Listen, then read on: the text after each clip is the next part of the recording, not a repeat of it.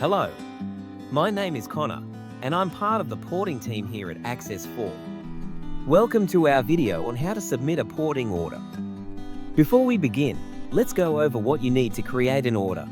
You should have the customer's most recent invoice, a list of all numbers and sites that need to be moved, and a signed and dated porting authority form. If you have questions about any of these prerequisites, please check the description for links to further reading.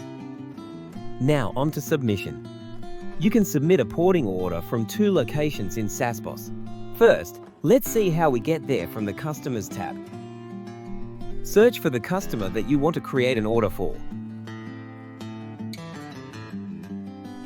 Click on the customer name to be taken to their page in SASBOSS. From here, click on the DIDs tab and scroll down to find the Create Porting Request button. Now, from the Porting Orders tab, click DID Numbers, then select Porting Orders. The Create Porting Request button will be at the top of the page.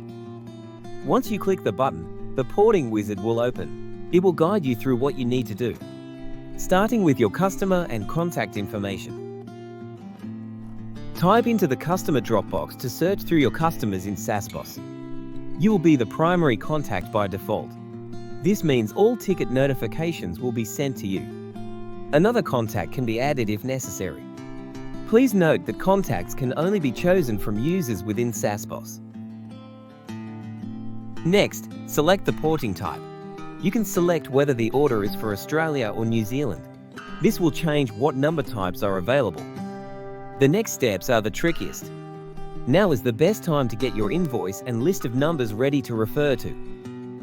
Using the invoice, fill out the account name, existing provider, and existing account number.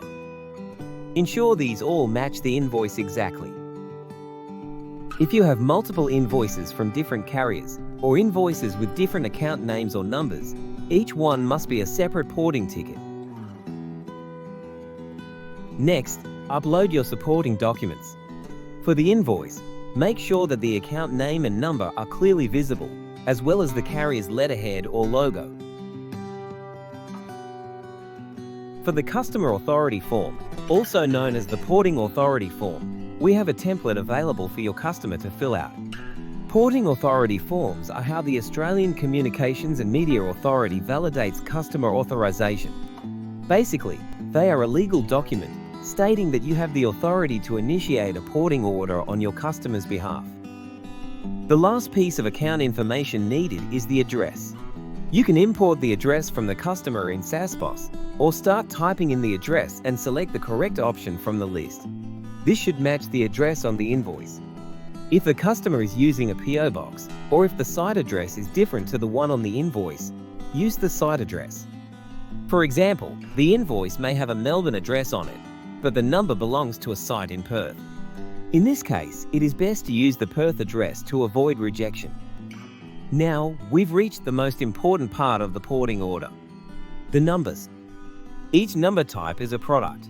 If you try to select a number type from the drop-down menu and it doesn't appear, check that the porting type is correct and that the number type has been productized.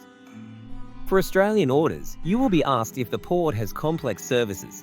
If the number is anything other than a single plain old telephone service, it most likely has a complex service.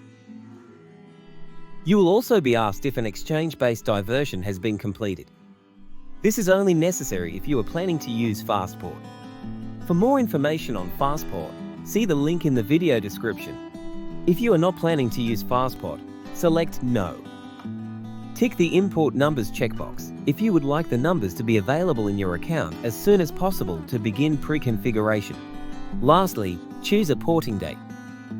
Keep in mind that the team will do their best to achieve the requested date, but it is not always possible. You can request a specific porting time if necessary. If your customer has specific requirements, like they can only port on a Wednesday or they definitely cannot port before 11 a.m., you can make a note of these in the next step. In the final area of the porting wizard, you have the chance to review all the information you've input so far to make sure it's correct. At the bottom of the page, there is a comments box. Here you can make notes for the Access 4 porting team. Whether it's to let us know important context, specific requirements, or to just say hi, We read all comments left on porting orders. And that's it. You have now successfully submitted a porting order in SASBOSS. Thank you for watching. For more information, please check out the description.